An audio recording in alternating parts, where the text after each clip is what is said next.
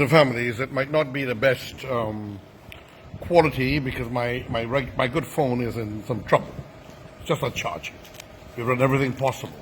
I was telling them all the time to try the battery, but it keeps saying it was the port, it was a virus, all kinds of things. And then now I'm doing everything possible, changing the cord, everything. It seems that it's the battery. So I'm using an emergency phone, and I'm going to read to you an article that was published by yours truly in today's Sunday, October 18, 2020, one of Guyana's fine independent newspapers, the Sunday Stabroek, or the Stabroek News. And I'm talking here about, ladies and gentlemen, these security companies and these business people who want security guards to carry some extra heavy, huge guns on their shoulders, which is more cumbersome and extremely attractive to the criminals. And how many times have you ever seen a security guard ever use one? And how many times things have happened whereby, by the element of surprise, the guns are taken away and also used to injure people and civilians and so on. I'm a security operator for well over 41 years now, ladies and gentlemen. And I'm always against the idea of using and showing big guns at heavy populated areas. And so this article is going to spread it out a bit in the Stabroek News. And this is done by yours truly. And I know some people have this emotion and thinking big guns will scare people. It doesn't scare anybody. It doesn't scare any criminals. It attracts the criminals. And there are particular set going around taking advantage of that. So, dear editor, I am writing this letter in particular to the government of Guyana, the Honorable Minister of Home Affairs, Robeson Ben, and his ministry, law enforcement agencies, security firms, and weapon lovers on the dangers and risks of weapons if they are not properly used. While I am a founder of one of Guyana's long-standing security firms since 1979, it is well known that I am not a gun lover. For me, ladies and gentlemen, the commentary is that weapons should not be something that you love. It should be something that you use for defensive purposes.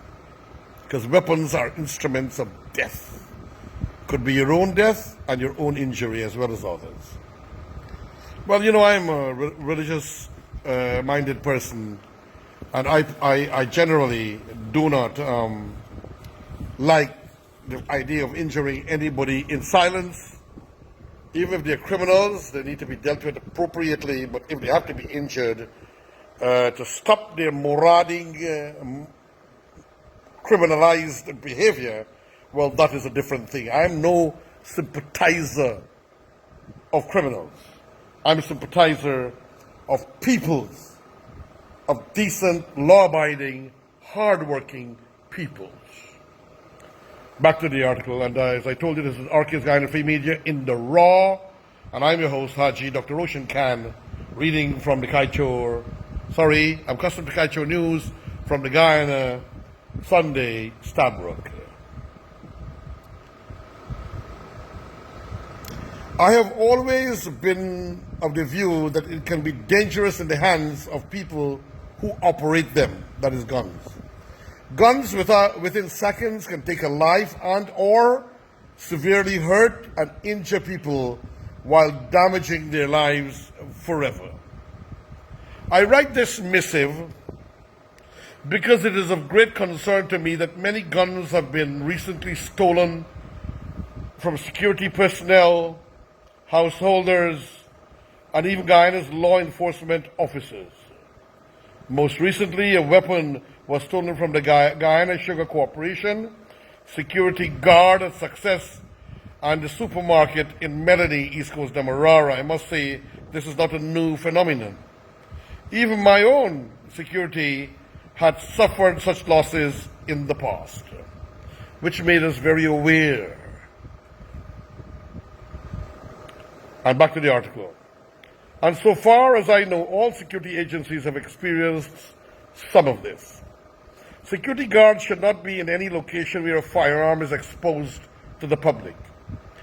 I wrote letters in the media and expressed concern on Facebook.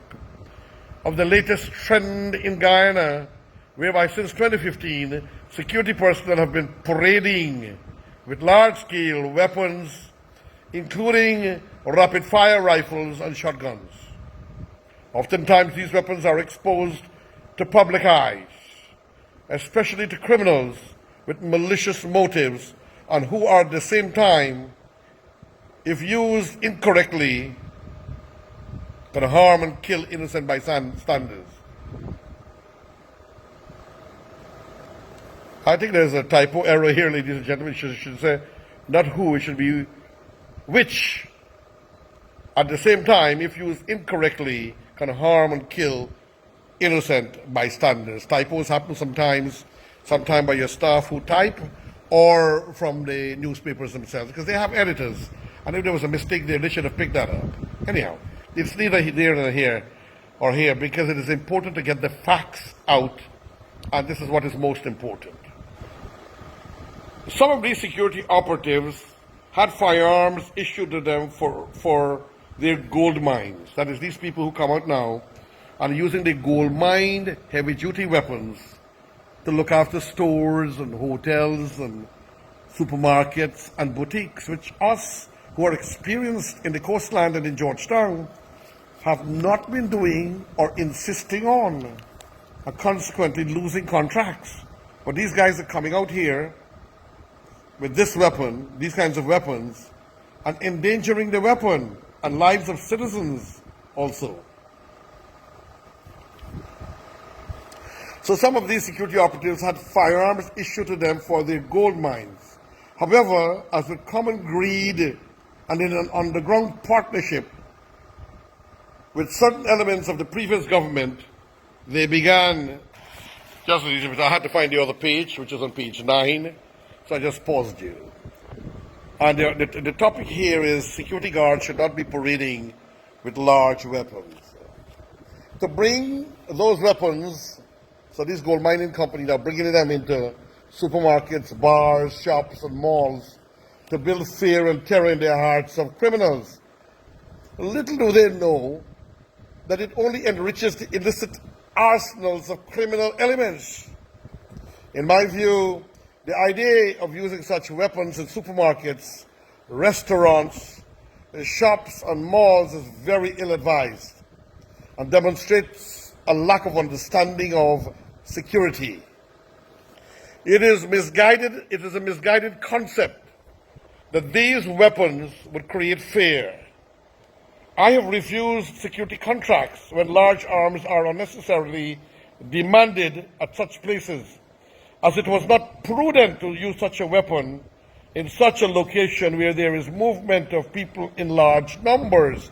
Example, malls, boutiques, supermarkets, bars, restaurants, supermarkets. Be it shoppers or pedestrians, most of these shotguns have pellets, and when fired, they cone out. They come out like this, ladies and gentlemen. You fire now, boom, and it cones out, and it spreads, and innocent people could be injured and killed, my beloved divine friends and families, who could be wounded and maybe even killed. If a slug is used, yes, a slugs like this, ladies and gentlemen, 4-inch slugs. If a slug is used, the slug could move through one person and hit another. You know the power of a shotgun. Then the high-power rifles have 4 and 5 inches bullets. We are not in a war zone. We are not in Palestine, ladies and gentlemen. We are not in the Middle Eastern countries like Iraq, and now that in Syria, and now that particularly Palestine and in Libya, now that Gaddafi is no longer there, they had to have security with these kinds of weapons. But we are not living in such a country. We don't need these kinds of things. And I'll go on, I'll explain why. Hit another, and could even be so destructive, it could take off an arm, crack open the chest, etc. of an individual. With this in mind, I wrote a letter and visited the Honourable Minister of Home Affairs, Mr. Robeson Ben, who listened very intently and showed much concern as I explained to him that these guns are suitable for large compounds that are heavily fenced, such as the big factories, places like GPL, compound, and so on. You know, and still those people are not asking for those kinds of weapons. Can you believe that, ladies and gentlemen? Because they're sensitive, they're sensible. They don't want innocent workers and people to get killed. Or as I said earlier, in gold-mining areas, as such, it is my view that the government of Guyana should implement the following measures in an effort to curb such acts. No high-powered weapons should be permitted in any supermarket or store. They should be used for large-scale factory compounds or gold mines at identified positions where there can be no threat to innocent citizens or nowhere where the bandit can easily make contact with the security personnel. So even if it is somehow they're allowed, the bandit you cannot put a security guard with a shotgun, a high-powered shotgun, pump-action shotgun, pistol grip shotgun, or whatever type, or a high-powered rifle at the front of a store, sitting down like this. Sitting down with a weapon like this, ladies and gentlemen. You know, you put your hand on top of it and you sit down like this. This is totally ludicrous, totally ridiculous for the Guyana Police Force and the Commissioner of Police, who is really the supervisor of security services, to be allowed such nonsense. I remember current Assistant Commissioner, who has been moved from the position at security headquarters, went around and warned stores and businesses, but they never called the security services. Unlike Larry Lewis, he used to call the security services once every 3 months for a meeting, and the Security Association once per month for a breakfast. So, ladies and gentlemen, they need to be in identified positions where people on the streets or shoppers cannot accost them or have talks with them or chats with them. They need to be as a secured area, barricaded, so if they have to fire, nobody could hurt them or get their weapon away from them. That's an additional piece I'm giving you now, ladies and gentlemen, because Stabroek News edited my letter. Well, you know, they have their reasons, space, and everything else. I respect that. Firearms should be concealed and not exposed to the public eyes. In other words, Lloyd Barker and the other commissioners and deputy commissioners, assistant commissioners came down the line and ended with Laurie Lewis and even Henry Green. They used to encourage that firearms in these areas should be concealed. In other words, not seen to the public's view or eye.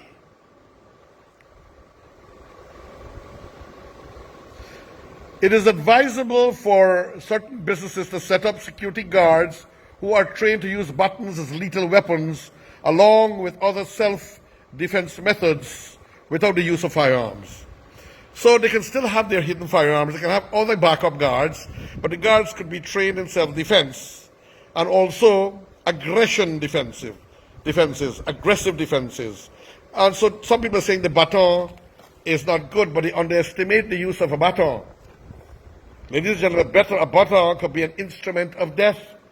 A baton could disfigure people, knock weapons out of the hand of some people, or knives and guns. So those who don't know, don't underestimate a baton. It's all about proper training, friends and families, on the use of a baton. And nowadays, we are moving to batons made of metal. The ones that you could flick out. So I just want to teach you and guide you here, ladies and gentlemen, friends and families. Don't underestimate the baton. Some people made a commentary in the newspapers that they don't know better. and they don't understand the danger of these weapons, and if these weapons fall into the wrong hands.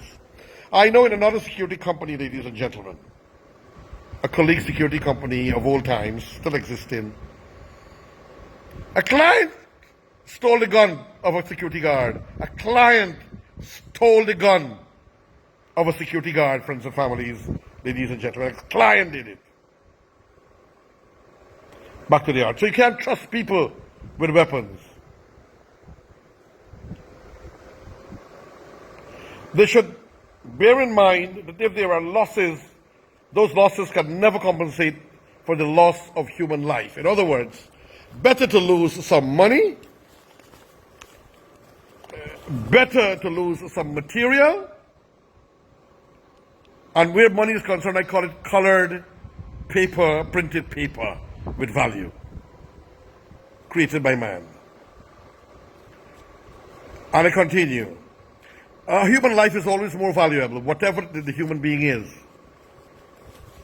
And the criminals who are arrested and caught doing these things, we need to establish hard labor, ladies and gentlemen. They can't be in there and want to do boxing and cricket and volleyball all day. They need to go and break bricks, dig gardens, earn their living, earn their keep, and when necessary, work to compensate the victims. In Trinidad, they have hard labor, ladies and gentlemen, friends and families. Back to the article. They can create particular areas and places where the security guard with such huge weapons is in a concealed area and can fire without being personally exposed at the front of a store or within the store. Some of them might take it and put them over the counter. That's not good enough. You still have to have an enclosed area that kind of made bulletproof. So if he is shooting and firing, nothing can get to him. So some people, laymen and lay personnel in particular, may not understand what I'm saying, but as a realist and a lover of my country and people and lives in general, even lives of criminals, friends and families, I was also a director of the Prison Sentence Management Board with my chairman, Jerry Gavaya, and many other prominent people. But in 2015, as soon as they took power, Mr. Ramjatan had one of his junior clerks send me a letter firing me because he didn't like me, right? But we had helped to uplift the prisons. After we left, that is when they had some of the biggest jailbreaks and trouble and fires at the jail, because they were doing things that we had put in, contrary to what we had put in place. But friends and families, large weapons should not be in stores and so on. And I'm not saying no weapons. I'm saying concealed weapons, and people should be trained in the use of hand combat and baton combat, be it wood or be it made of green heart or kabakali, or be it the metallic type that you flick out. So friends and families, yours truly, your brother me, Haji Dr. Roshan Khan, appreciates you joining us, and thank you, and ask you to excuse me for the quality of the recording. May God bless you, bless our country, Guyana. Your friend, your brother me, Haji Dr. Roshan Khan, saying thank you and farewell, friends.